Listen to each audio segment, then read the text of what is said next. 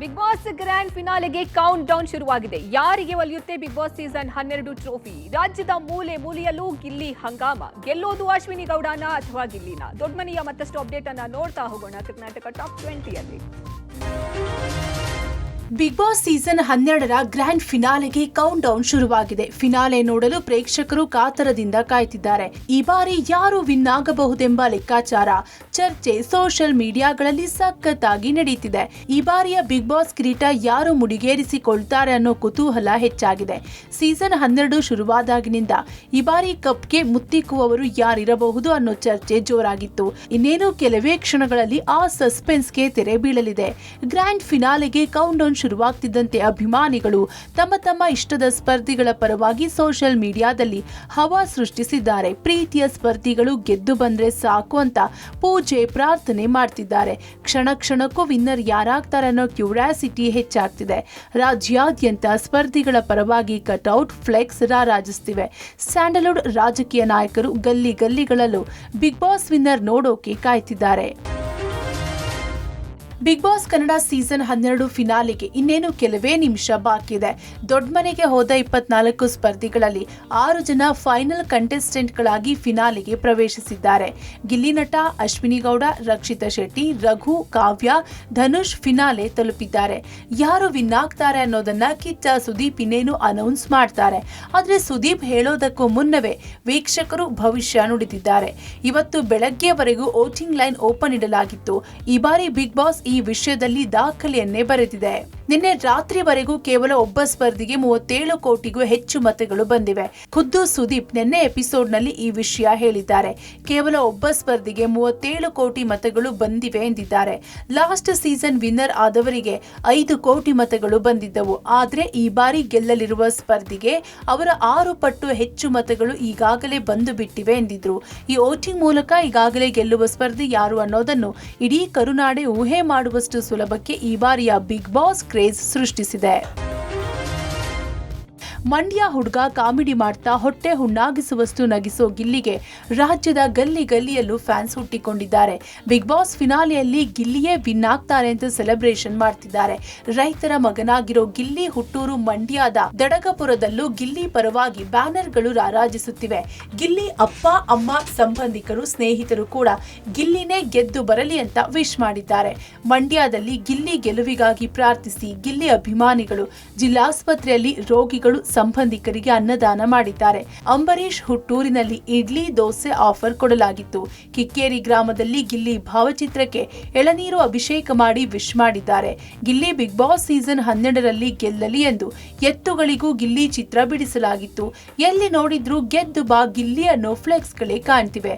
ನಟರು, big boss ಮಾಜಿ ಸ್ಪರ್ಧಿಗಳು ಕೂಡ ಗಿಲ್ಲಿನೇ ಗೆಲ್ಲೋದು ಅನ್ನೋ ಮಾತನಾಡಿದ್ದಾರೆ. ಬಟ್ ನನಗನ್ಸೋದು ಗಿಲ್ಲಿ ನನಗೆ ಬಹಳ ಇಷ್ಟವಾದಂಥ ಅಭ್ಯರ್ಥಿ. ಯಾಕಂದರೆ ಅವನೊಳಗೊಂದು ಒಳ್ಳೆಯ ಅಂದರೆ ಅವನಿಗೆ ಒಂದು ಆ ತುಂಟತನ ಇರ್ಬೋದು, ಆಮೇಲೆ ಹಳ್ಳಿಯಲ್ಲಿ ಬೆಳೆದಿದ್ದಿರ್ಬೋದು. ಸೊ ಎಲ್ಲರೂ ಗೆಲ್ಲೋದು ಗಿಲ್ಲಿ ಅಂತಲೇ ಹೇಳ್ತಿದ್ದಾರೆ. ಮೇ ಬಿ ಅವರೇ ಗೆಲ್ಬೋದು ಅಂತ ಅನಿಸುತ್ತೆ. ಬಿಗ್ ಬಾಸ್ ವಿನ್ನರು ಗಿಲ್ಲಿನೇ. ಟ್ಯಾಟು ಯಾಕೆ ಹಾಕ್ಸ್ಕೊಂಡಿವಿ ಅಂತಂದರೆ ನಮ್ಮ ಹಳ್ಳಿಯವರು, ನಮ್ಮ ಸೈಡವರು. ಬಿಗ್ ಬಾಸ್ ಸೀಸನ್ 12 ಟ್ರೋಫಿ ಗೆಲ್ಲೋದಕ್ಕೆ 6 ಕಂಟೆಸ್ಟೆಂಟ್ಗಳು ತುದಿಗಾಲಲ್ಲಿ ನಿಂತಿದ್ದಾರೆ. ಸ್ಪರ್ಧಿಗಳಷ್ಟೇ ಕುತೂಹಲ ಈ ಬಾರಿ ಬಿಗ್ ಬಾಸ್ನಿಂದ ಹೊರಬಂದ ಬೇರೆ ಕಂಟೆಸ್ಟೆಂಟ್ಗಳಲ್ಲೂ ಮನೆ ಮಾಡಿದೆ. ಈ ಸೀಸನ್ನಲ್ಲಿ ಕೆಲವು ವಾರ ಬಿಗ್ ಬಾಸ್ ಮನೆಯಲ್ಲಿದ್ದ ಚೈತ್ರಾ ಕುಂದಾಪುರ, ರಾಶಿಕಾ, ರಿಷಾ, ಸೂರಜ್, ಅಭಿಷೇಕ್, ಜಾಹ್ನವಿ, ಸ್ಪಂದನ, ರಜತ್ ಎಲ್ಲರೂ ಕೂಡ ಫೈನಲ್ ಕಂಟೆಸ್ಟೆಂಟ್ಗಳಿಗೆ ವಿಶ್ ಮಾಡಿದ್ದಾರೆ. ಚೈತ್ರಾ ಕುಂದಾಪುರ ಮಾತನಾಡಿ, ಫಿನಾಲೆಯಲ್ಲಿರುವ ಎಲ್ಲರೂ ಒಳ್ಳೆ ಸ್ಪರ್ಧಿಗಳು, ನನ್ನ ಫೇವರೇಟ್ಸ್, ಯಾರೇ ಗೆದ್ದರೂ ಖುಷಿಯೇ ಎಂದಿದ್ದಾರೆ. ಸೀಸನ್ 12 ಬಿಗ್ ಬಾಸ್ ವಿನ್ನರ್ ಯಾರಂತ ಸಾಯಂಕಾಲ ಗೊತ್ತಾಕೈತಿ. ಅದ್ರ ಬಗ್ಗೆ ಭಾಳ ಖುಷಿ ಆಗತೈತಿ. ಯಾರು ಆಗ್ತಾರಂದ್ರೆ ನಮ್ಮ ಗಿಲ್ಲಿ ಅಣ್ಣನ ಆಗ್ತಾನೆ. ಯಾಕಂದ್ರೆ ಜಾಸ್ತಿ ಓಟ್ ಬಿದ್ದಿರೋದ್ರಿಂದ ಗಿಲ್ಲಿ ಅಣ್ಣನ, ನಮ್ಮ ಅನಿಸಿಕೆನೂ ಗಿಲ್ಲಿ ಅಣ್ಣನ ಓಟ್ ಜಾಸ್ತಿ ಬಿದ್ದಿರ್ತೈತಿ. ಹಾಗಾಗಿ ಅಣ್ಣನ ವಿನ್ ಹಾಕನ್ರಿ. ಫಿನಾಲೆಗೆ ಹೋಗ್ಬಿಟ್ಟು ಅವ್ನು ಗೆದ್ಬಿಟ್ರೆ ಬಿಗ್ ಬಾಸ್ ಹಿಸ್ಟ್ರಿಲಿ ಒಂದು ಕೆಲಸ ಮಾಡಿದೆ, ಒಂದು ಫಿಸಿಕಲ್ ಟಾಸ್ಕ್ ಟಫ್ ಆಗಿ ಆಡದೆ, ಮನೇಲಿ ಕೂತ್ಕೊಂಡು ಆಟ ಆಡ್ಕೊಂಡು ಗೆದ್ದ ಅಂದರೆ ಗಿಲ್ಲಿ ಒಬ್ಬನೇ. ಅದು ಹಿಸ್ಟ್ರಿ ಆಗಿಬಿಡುತ್ತೆ ಮಾತ್ರ. ನನಗೋದು ಗೊತ್ತು. ಯಾಕಂದರೆ ನಮ್ಮನ್ನೇ ಕೆಲಸ ಮಾಡಿಸ್ಬಿಟ್ಟು ಅವ್ರ ಮನೆಯೊಳಗೆ ಅಂದರೆ ಇವ್ರು ಆಡೋ ಮಾತುಗಳಿಗೆ ಇರಿಟೇಟ್ ಆಗುತ್ತೆ. ಬಟ್ ಯಾರಿಗೂ ತಲೆ ಕೆಡಿಸ್ಕೊಂಡೆ ಆಡ್ತಿರೋದು ಅಂದರೆ ಗಿಲ್ಲಿ. ಗೆದ್ಬಿಟ್ಟಾದ್ರೆ ಅದೊಂದು ಇಷ್ಟೇ ಆಗ್ಬಿಡುತ್ತೆ. ಸೊ ಈ ಸೀಸನ್ ಅಲ್ಲಿ ಯಾರು ಗೆಲ್ತಾರೆ ಅನ್ನೋದು ನಾನು ಕೂಡ ತುಂಬಾ ಕುತೂಹಲದಿಂದ ಕಾಯ್ತಾ ಇದ್ದೀನಿ. ಯಾಕಂದ್ರೆ ಎಕ್ಸ್ಪೆಕ್ಟ್ ದ ಅನ್ಎಕ್ಸ್ಪೆಕ್ಟೆಡ್ ಸೀಸನ್ ಇದು. ಅಂಡ್ ವಿನ್ನರ್ಗೂ ರನ್ನರ್ಗೂ ತುಂಬಾ ಕಡಿಮೆ ಅಂತರ ಇದೆ. ಹಾಗಾಗಿ ಯಾರು ಬೇಕಾದ್ರೂ ಗೆಲ್ಲುವಂತ ಸಾಧ್ಯತೆ ಇದೆ. ಈ ಬಾರಿಯ Bigg boss season 12 Ashwini Gowda versus Gilli fight ಅನ್ನೋ ಲೆವೆಲ್ಗೆ ಬಂದಿದೆ. ಗಿಲ್ಲಿ ಪರ ಕ್ರೇಜ್ ಎಷ್ಟಿದೆಯೋ ಅಶ್ವಿನಿ ಗೌಡಗೂ ಅಷ್ಟೇ ಫ್ಯಾನ್ಸ್ ಇದ್ದಾರೆ. ವಿನ್ನರ್ ರೇಸ್ ನಲ್ಲಿ ಅಶ್ವಿನಿ ಗೌಡ ಕೂಡ ಒಬ್ಬರು. ಹೀಗಾಗಿ ಗಟ್ಟಿಗಿತ್ತಿ ಹೆಣ್ಣಾಗಿ ಇಡೀ ಸೀಸನ್ ನಲ್ಲಿ ಸ್ಟ್ರಾಂಗ್ ಕಂಟೆಸ್ಟೆಂಟ್ ಆಗಿದ್ದ ಅಶ್ವಿನಿ ಗೌಡ ಕೂಡ ವಿನ್ನರ್ ಆಗಿ ಹೊರಬರಬೇಕು ಅಂತ ಅಭಿಮಾನಿಗಳು ಹಾರೈಸಿದ್ದಾರೆ. ಬೆಂಗಳೂರಿನಲ್ಲಿ ಅಶ್ವಿನಿ ಅಭಿಮಾನಿಗಳು ದೇವಸ್ಥಾನದಲ್ಲಿ ಪೂಜೆ ಮಾಡಿಸಿ ಆಲ್ ದಿ ಬೆಸ್ಟ್ ಅಶ್ವಿನಿ, ಗೆದ್ದು ಬನ್ನಿ ಅಶ್ವಿನಿ ಅಂತ ವಿಶ್ ಮಾಡಿದ್ದಾರೆ. ಅಶ್ವಿನಿ ಗೌಡ ಮನೆಯ ಮುಂದೆಯೂ ಶುಭಾಶಯಗಳ ಬ್ಯಾನರ್ ಕಟ್ಔಟ್ ರಾರಾಜಿಸುತ್ತಿವೆ. ಅಶ್ವಿನಿ ಗೌಡರನ್ನ ಗೆಲ್ಲಿಸುವಂತೆ ಏರಿಯಾದ ಜನರೆಲ್ಲ ಮನವಿ ಮಾಡಿದ್ದಾರೆ. ಮಹಿಳಾ ಅಭಿಮಾನಿಗಳು ಮಹಿಳಾ ಗೆಲುವಿಗಾಗಿ ವಿಶ್ ಮಾಡಿದ್ದಾರೆ. ಅಶ್ವಿನಿ ಬ್ಯಾನರ್ ಫ್ಲೆಕ್ಸ್ಗೆ ಹಾಲಿನ ಅಭಿಷೇಕವನ್ನು ಹುಡುಗರು ಮಾಡಿದ್ದಾರೆ. ನನ್ನ ಆತ್ಮೀಯ ಗೆಳತಿ ಅಶ್ವಿನಿ ಅವರು ಫಿನಾಲೆಗೆ ಬಂದಿದ್ದಾರೆ. ತುಂಬಾ ಚೆನ್ನಾಗಿ ಆಟ ಆಡಿದ್ದಾರೆ. ತನ್ಗನ್ಸಿದ್ದನ್ನ ನೇರವಾಗಿ ಯಾವುದೇ ದಯಾ ದಾಕ್ಷಿಣ್ಯ ಇಲ್ಲದೆ ಮಾತಾಡಿದ್ದಾರೆ. ಶಕ್ತಿ ಮೀರಿ ಟಾಸ್ಕ್ ಆಡಿದ್ದಾರೆ. ಸೊ ವಿನ್ನಿಂಗಿಗೆ ಅವರು ಡಿಸರ್ವಿಂಗ್. ಬಿಗ್ ಬಾಸ್ ನ ಟಾಪ್ 6 ಅಲ್ಲಿ ಧನುಷ್, ಕಾವ್ಯ, ರಕ್ಷಿತಾ, ರಘು ಕೂಡ ವಿನ್ನರ್ ರೇಸ್ ನಲ್ಲಿದ್ದಾರೆ. ಗಿಲ್ಲಿ ನಟನೊಂದಿಗೆ ಗುರುತಿಸಿಕೊಂಡ ಕಾವ್ಯ ಗೆಲ್ಲಬೇಕು ಅಂತ ಆಟೋ ಮೇಲೆ ಕಾವ್ಯ ಪೋಸ್ಟರ್ ಹಾಕಿ ಗೆದ್ದು ಬಾ ಕಾವ್ಯ ಎಂದು ಫ್ಯಾನ್ಸ್ ಹಾರೈಸಿದ್ದಾರೆ. ರಾಜಕಾರಣಿಗಳು ಕೂಡ ಕಾವ್ಯ ಪರ ಮತಬೇಟೆ ಮಾಡಿದ್ರು. ಇನ್ನು ಉಡುಪಿ ಜಿಲ್ಲೆಯ ರಕ್ಷಿತಾ ಶೆಟ್ಟಿ ಕೂಡ ಗೆಲ್ಲಬೇಕು ಅಂತ ಕಾಪು ತಾಲೂಕಿನ ಪಡುಬಿದ್ರೆಯ ಜನ ಹೇಳಿದ್ದಾರೆ. ರಕ್ಷಿತಾರಲ್ಲಿ ಒಳಗೊಂದು ಹೊರಗೊಂದು ಇಲ್ಲ, ಅವರು ಸೀದಾ ಸಾದಾ ಹುಡುಗಿ ಎಂದಿದ್ದಾರೆ. ಉಡುಪಿಯಲ್ಲಿ ಗಿಲ್ಲಿಗೂ ಅಭಿಮಾನಿಗಳಿದ್ದಾರೆ. ಗಿಲ್ಲಿ ಅಥವಾ ರಕ್ಷಿತಾ ಯಾರು ಗೆದ್ರು ನಮಗೆ ಖುಷಿ ಎಂದಿದ್ದಾರೆ. ಎಲ್ಲರೊಟ್ಟಿಗೆ ಎಂಜಾಯ್ ಮಾಡ್ತಾ ಮನೆಯ ಕೆಲಸವನ್ನು ಮಾಡುತ್ತಾ ಜನ ಮನಗಳಲ್ಲಿ ಮಾತಾಗಿದ್ದಾರೆ. ಹೀಗಾಗಿ ರಕ್ಷಿತಾ ಕೂಡ ಗೆಲ್ಲುವ ಕುದುರೆ ಎಂದು ಫ್ಯಾನ್ಸ್ ಹೇಳಿದ್ದಾರೆ. ರಘು ಹಾಗೂ ಧನುಷ್ ಕೂಡ ಗೆಲ್ಲಬೇಕು ಅಂತ ಅಭಿಮಾನಿಗಳು ಶುಭ ಕೋರಿದ್ದಾರೆ. ಆಲ್ ದಿ ಬೆಸ್ಟ್, ಗೆದ್ದು ಬನ್ನಿ ರಘು ಬಾಯ್ ಎಂದಿದ್ದಾರೆ. ರಘು ಫ್ಯಾಮಿಲಿ ಕೂಡ ಗೆದ್ದು ಬನ್ನಿ ಅಂತ ವಿಶ್ ಮಾಡಿದ್ದಾರೆ. ರಕ್ಷಿತಾ ವಿನ್ ಆಗಬೇಕು, ಯಾಕಂದರೆ ಅವಳದ್ದು ಆ್ಯಕ್ಟಿವ್ ಎಲ್ಲ ನಿಜ ರಿಯಲ್ ಆಗಿ ಮಾಡ್ತಿದ್ದಾಳೆ ಅವಳು. ಅದಕ್ಕಾಗಿ ಅವಳು ಇರೋದೇ ಹಾಗೆ, ಅಲ್ಲಿ ಇರೋದು ಸಹ ಹಾಗೆ. ಒಳಗೆ ಹೋದ್ಮೇಲೆ ಬೇರೆಯವರಾಗೆ ಚೇಂಜ್ ಆಗಲಿಲ್ಲ ಅವಳು. ಅದಕ್ಕಾಗಿ ಬಿಗ್ ಬಾಸ್ ಕನ್ನಡ ಸೀಸನ್ 12ರ ಫಿನಾಲೆಗೆ ಕ್ಷಣಗಣನೆ ಶುರುವಾಗಿದೆ. ವಿನ್ನರ್ ಯಾರು ಅನ್ನೋ ಕ್ಯೂರಿಯಾಸಿಟಿ ಎಲ್ಲರಲ್ಲೂ ಮನೆ ಮಾಡಿದೆ.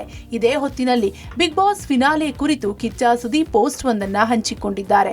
ಬಿಗ್ ಬಾಸ್ ರಿಯಾಲಿಟಿ ಶೋ ಯಶಸ್ವಿಗೊಳಿಸಿದ ಎಲ್ಲರಿಗೂ ಎಕ್ಸ್ ಖಾತೆಯಲ್ಲಿ ಕಿಚ್ಚ ಧನ್ಯವಾದ ತಿಳಿಸಿದ್ದಾರೆ. ಬಿಗ್ ಬಾಸ್ ವಿನ್ನರ್ ಯಾರು ಅನ್ನೋದು ಇಂದು ಸೂರ್ಯಾಸ್ತದ ಬಳಿಕ ತಿಳಿಯಲಿದೆ. ಈ ಸೀಸನ್ಗೆ ಇಂದಿಗೆ ತೆರೆ ಎಳೆಯಲಾಗುತ್ತಿದೆ. ಈ ಸೀಸನ್ನ ಅದ್ಭುತವಾಗಿ ಯಶಸ್ವಿಯಾಗಿಸಿದ ಎಲ್ಲರಿಗೂ ಧನ್ಯವಾದಗಳು. ಈ ಅದ್ಭುತ ಪ್ರಯಾಣದ ಯಶಸ್ಸಿಗೆ ಕಾರಣರಾದ ತಾಂತ್ರಿಕ ತಂಡದವರಿಗೆ ಧನ್ಯವಾದ. ಇಂದು ಬಿಗ್ ಬಾಸ್ ಸೀಸನ್ 12 ಅಂತ್ಯವಾಗಲಿದ್ದು 13ನೇ ಸೀಸನ್ ಆರಂಭವಾಗುವವರೆಗೂ ಮನೆ ಬಾಗಿಲುಗಳು ಮುಚ್ಚಲ್ಪಡುತ್ತೆ.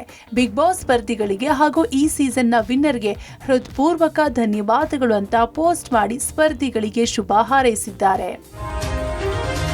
ಗದಗದ ಲಕ್ಕುಂಡಿಯಲ್ಲಿ ನಡೀತಿರೋ ಉತ್ಖನನ ದಿನ ದಿನವೂ ಕುತೂಹಲ ಹೆಚ್ಚಿಸುತ್ತಿದೆ.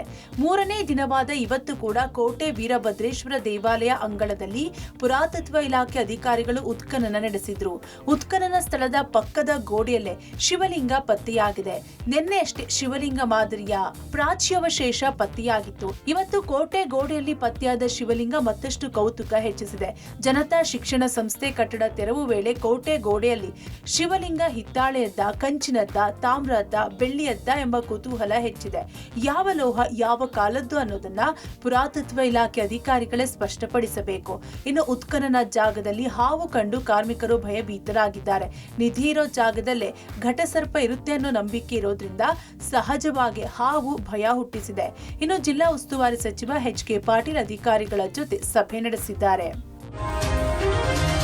ಗದಗ ಜಿಲ್ಲೆಯ ಲಕ್ಕುಂಡಿಯಲ್ಲಿ ನಿಧಿ ಸಿಕ್ಕ ಕುಟುಂಬ ಸರ್ಕಾರಕ್ಕೆ ಒಪ್ಪಿಸಿ ವಾರಗಳೇ ಕಳೆದವು. ಸರ್ಕಾರವೇನೋ ತನ್ನ ಸುಪರ್ದಿಗೆ ಪಡೆದು ಲಕ್ಕುಂಡಿಯಲ್ಲಿ ಉತ್ಖನನ ಕಾರ್ಯವನ್ನು ಶುರು ಮಾಡಿದೆ. ಆದರೆ ನಿಧಿ ಸಿಕ್ಕ ಕುಟುಂಬ ಮಾತ್ರ ಕಷ್ಟದಲ್ಲೇ ದಿನದೂಡುವಂತಾಗಿದೆ. ನಿಧಿಯ 5ನೇ 1 ಭಾಗ ರಿತ್ತಿ ಕುಟುಂಬಕ್ಕೆ ಘೋಷಣೆ ಮಾಡಲಾಗಿತ್ತು. ಆದರೆ ಪರಿಹಾರ ಯಾವಾಗ ಸಿಗುತ್ತೆ, ಮನೆ ಕಟ್ಟುವ ಕೆಲಸ ಯಾವಾಗ ಶುರು ಮಾಡ್ತೀವಿ ಅನ್ನೋ ಚಿಂತೆ ಕುಟುಂಬಸ್ಥರಿಗೆ ಶುರುವಾಗಿದೆ. ಪಬ್ಲಿಕ್ ಟಿವಿ ಬಳಿ ರಿತ್ತಿ ಕುಟುಂಬ ಅಳಲು ತೋಡಿಕೊಂಡಿದೆ. ಮನೆ ಕಟ್ಟುವ ಕೆಲಸ ನಿಂತಿರೋದ್ರಿಂದ ಕುಟುಂಬಸ್ಥರು ಸಹೋದರನ ಮನೆಯಲ್ಲಿ ಆಶ್ರಯ ಪಡೆದಿದ್ದಾರೆ. ಇದ್ದ ಜಾಗದಲ್ಲಿ ಮನೆ ಕಟ್ಟೋ ಹಾಗಿಲ್ಲ. ಬೇರೆ ಸ್ಥಳದಲ್ಲಿ ಮನೆ ನಿರ್ಮಾಣದ ಸುಳಿವೂ ಇಲ್ಲ. ಬಂಗಾರದ ನಿಧಿ ಕೈ ಸೇರ್ತಿದ್ದಂತೆ ಜಿಲ್ಲಾಡಳಿತ ಅಧಿಕಾರಿಗಳು ಉತ್ಖನನ ಕಡೆಯೇ ಹೆಚ್ಚು ಗಮನ ಕೊಡ್ತಿದ್ದು, ರಿತ್ತಿ ಕುಟುಂಬದ ಬಗ್ಗೆ ನಿರ್ಲಕ್ಷ್ಯ ವಹಿಸಿದ್ದಾರಾ ಅನ್ನೋ ಪ್ರಶ್ನೆ ಕೇಳಿ ಬರ್ತಿದೆ. ಅಧಿಕಾರಿಗಳು ಲಿಖಿತ ರೂಪದಲ್ಲಿ ಯಾವುದೇ ಭರವಸೆ ನೀಡದೇ ಇರೋದ್ರಿಂದ ಕುಟುಂಬ ಕಂಗಾಲಾಗಿದೆ. ನೋಡಿ ಏನೇನು